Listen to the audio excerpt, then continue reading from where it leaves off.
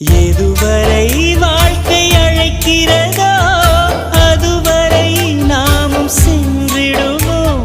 விடை பெறும் நேரம் வரும்போதும் சிரிப்பினில் நன்றி சொல்லிடுவோம். பரவசம், இந்த பரவசம் எந்நாளும் நெஞ்சில் தீராமல் எங்கே வாழுமே. கடவுள் தந்த அழகிய வாழ்வு உலகம் முழுதும் அவனது வீடு.